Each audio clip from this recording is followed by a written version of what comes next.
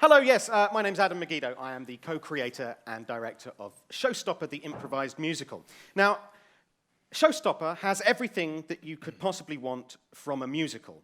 It has song and dance routines, it's got big sweeping storylines, it's got characters that you can care about, it's got plenty of pizzazz. The only difference is that what we're doing is entirely made up on the spot. It is forged fresh in the moment, and it is 100% improvised. And we're going to improvise a bit of a musical for you right now. Now, Les Miserables is set on the streets of 19th century Paris. Little Shop of Horrors is set in a rundown flower shop in New York City. So could one of you suggest a setting for a new musical, somewhere where you would genuinely love to see a brand new musical, a setting, a location, or something like that? Cool.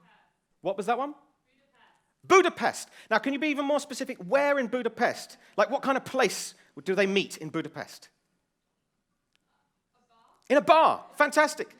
Ladies and gentlemen, for one night only, your musical entitled A Bar in Budapest.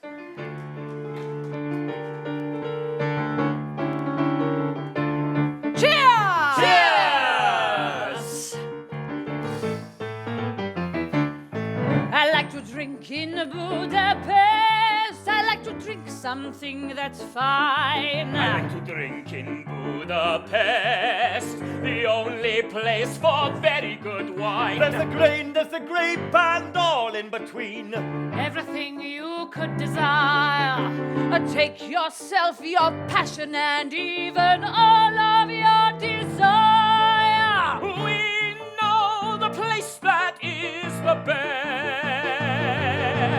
This little bar in Budapest. We know the place that is the best. This little bar In Budapest. Maybe you want a lover, someone to hold you close, someone who'll whisper nothing in your ear. Maybe you want to be left alone, 'cause everything is gone that you hold dear. And all we serve a baba ganoush and a little snack on the side. So if you long for Eastern Europe, your wishes cannot be denied. We know the place that is the best, this little bar in Budapest. We know the place that is the best, this little bar in Budapest.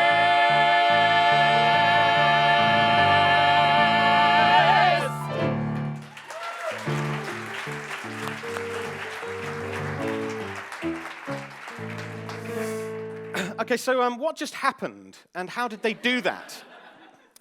If you imagine a flock of birds or a shoal of fish, it looks like they are all moving en masse as one. It looks like they have almost telepathic communication with each other, and they just move as one unit. But if you look more closely, the fish at the front or the bird at the front moves, and the very next fish or bird makes a decision to immediately copy that and embrace the change, and so on down through all the fish in the shoal or all the birds in the flock. And it looks like they're all moving with a hive mind, but actually what they're doing is responding to a number of tiny little changes in the moment. And this willingness to embrace change in the moment lies at the heart of everything we do. We're going to try and make it a little bit more apparent. So, Showstoppers, could you come back up and give us the chorus again, if you can remember it? If you can't remember it, just come up with something else. And this time, could you make some changes to the dynamic and the tempo and the mood so that you can see how they instigate change from within? We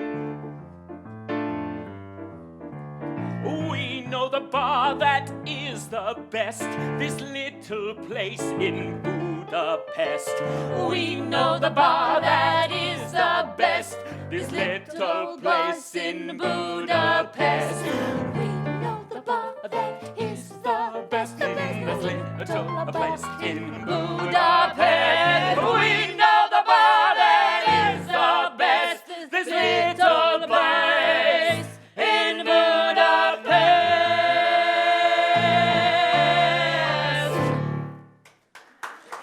Great, now stay stay here for a moment because that's obviously an example of them instigating change from within, but we can also instigate change from without. So could somebody suggest their favorite musical, preferably something that most of the people in this room might know, because it would be more entertaining that way. A musical that you're aware of.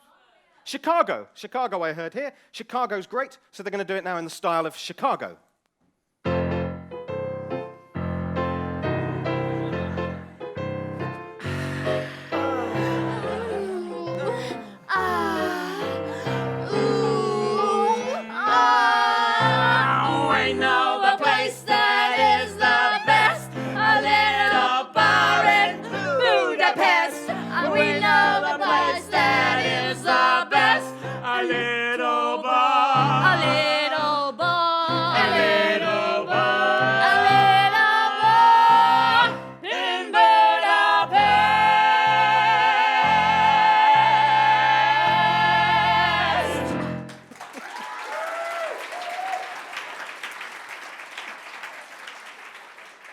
Thank you very much. Now, okay, that is just one song, an example of one song. So how do we put together something which is more than a song, a scene or a story, an entire narrative that goes on for 90 minutes or 2 hours or even more? Well, to do this, we need to observe some basic principles. Firstly, we need to accept. We need to accept each other's ideas, suggestions, and offers, and we need to accept them immediately, because if we're creating a brand new reality, forged fresh in the moment, all we have is the acceptance of each other's ideas, and we do that as quickly as we can, ideally, immediately. Also, in order to do that, we need to listen to each other. And we don't just mean listening with our ears, we mean observing each other, paying attention, and being in attendance, being present too. In fact, the best definition of listening I know comes from improvisers, and it is listening is the willingness to be changed. Listening is the willingness to be changed. And this willingness to be changed, this willingness to embrace change immediately and in the moment, lies absolutely at the heart of everything that we do. So we're going to play another little game to demonstrate that. This one, if Ruth and Pippa could come and play this game. This is a game called New Choice. It's a very popular improv game. It's quite common. And basically what happens is they're going to play a scene, and whenever I hit the bell during the scene, they've got to erase what they just said or did and come up with something else instead. I'm going to hit the bell a lot. So this is going to force them into some very unexpected change, and you're going to see that the scene will open up into some very unexpected areas. So to begin with, just to give them a bit of a launch into the scene, could someone suggest a place where two people might work? The government, yeah. The government. Two government workers in a new choice game. Oh, another lovely day at the government. Isn't it? Yes, I do love working at the government. Me too, I've got some laws here. Oh, tick, done, go. Take them off. Put them into action. Tea? Oh, lovely. Sure, okay. You need a cup of tea when you work at the government, don't you? Oh, yes, because government work is thirsty work. Oh, I can't tell you how tiring sometimes it is to work for the government. No, I know. All those people need guidance, and we give it to them. Yes, they need governing. They do need governing. You're absolutely right, Marion. Thank you, Claudette. Lady Grey? Always. Oh, lovely. How are the children? Oh, they're delightful. I don't have any. I forgot. I don't like them. I'm very happy in my life with the children and my husband. I am alone in the world. Alone, I tell you. Marion. Alone. I had no idea. Why don't you ever talk about these things? Well, because I'm so busy governing, I forget about me. It's true, that's the problem with working in the government. Yes. You're always thinking about other people, and never you're always thinking about yourself. Now, you're always putting in laws that really benefit yourself. You're always looking out of the window going, why did I choose this? You're always asking, 2 yellow lines and a red route, what's that all about? I broke my heart in San Francisco. You broke your own heart? Yes, I did. Oh, I'm so sorry. I was going on one of those sabbaticals, you know, where you find yourself, and I found myself, and I broke up with myself. Oh, and that's why you're back governing again. That's right. That's why I'm back here in Westminster, looking at the people and thinking, one day I will be Prime Minister. One day I will be Lord Bentley. One day I will clean up England. Yes. Thank you.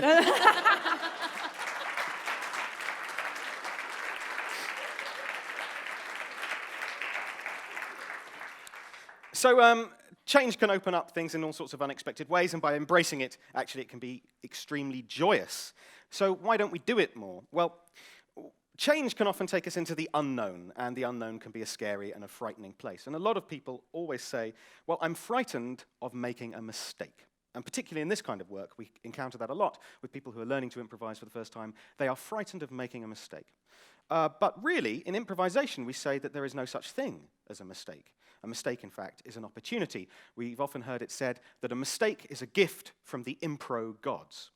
If you look at jazz musicians, when they play together, jazz musicians might hit what we call a bum note, and if they leave it at that, it will feel very much like a mistake. But if they play it 3 more times, it becomes an angular new tune. For those of you who might have been watching the documentary series Chef's Table, I'd like to talk a little bit about a chef called Massimo Bottura, who is a chef in Modena in Italy. He's got a 3 Michelin star restaurant. Now, as you can imagine from a 3 Michelin star restaurant, the standards are pretty high and extremely exacting.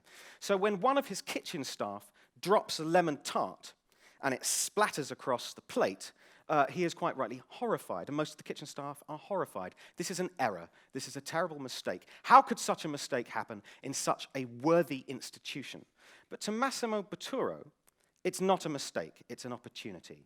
He immediately renames the dish, "Oops, I dropped the lemon tart." And it's spread out across the plate, just as it was when it was dropped. He makes all of his chefs make it in exactly the same way. This now has a story. This now has a personality. It has history. It is fun, it is vibrant, and presumably it tastes just as good as it did before. So embracing a mistake can often lead to an opportunity. We've talked a little bit about some of the principles that we play by, listening and accepting, and I just want to talk about a third and final one, which is committing, because we commit fully to what we do in the moment right now, even if we don't know what's going on. We commit to it.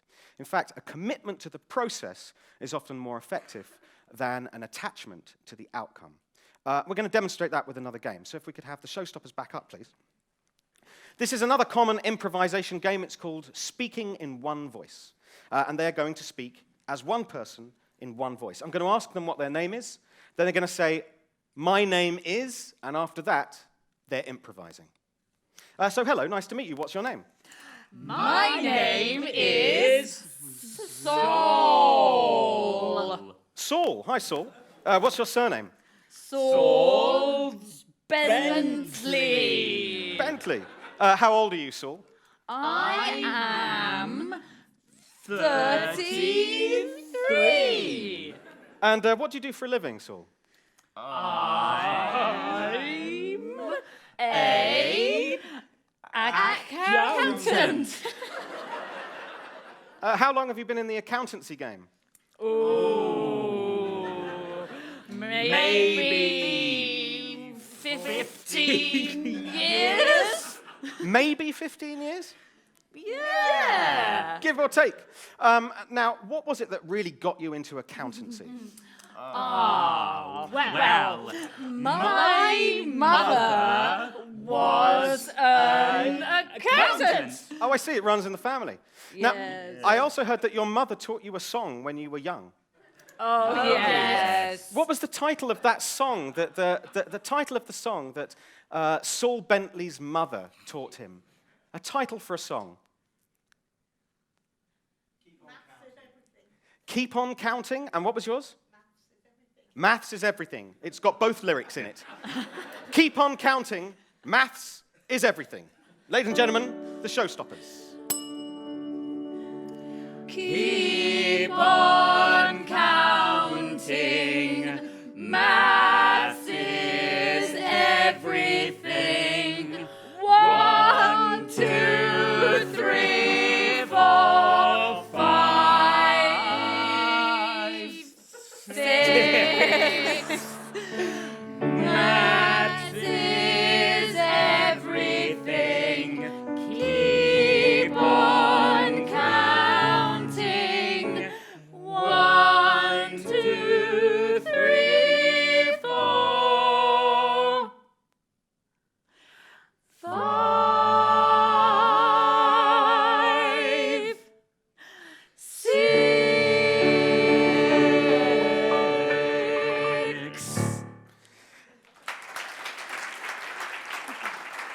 And finally, they're going to sing that fantastic accountancy song one more time in the style of any musical of your choosing. A musical, please. Calamity Jane. Here it is, the Calamity Jane accountancy musical as our finale. Thank you very much. When I was just a girl, my mama always said to me, Woohoo! you want to go and get yourself into accountancy. You want to know the numbers and you want to know what's right. So make sure that you count up every single night. Oh, a notch on a tree, a notch on a tree. We'll count up to 1, 2, 3. A notch on a tree, that is all you need. Oh, A notch on a tree, a notch on a tree. We'll count up to 1, 2, 3. A notch on a tree, that is all you need. But in life you need them numbers and you need them pretty quick. You need to count them with your little counting stick.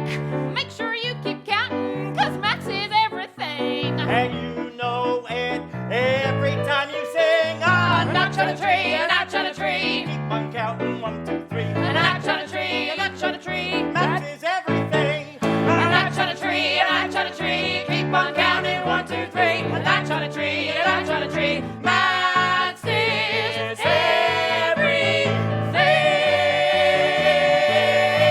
Woohoo!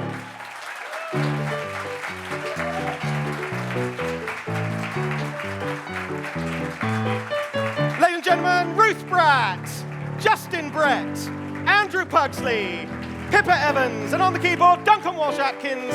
I'm Adam Megiddo, and we've been the Showstoppers. Thank you very much.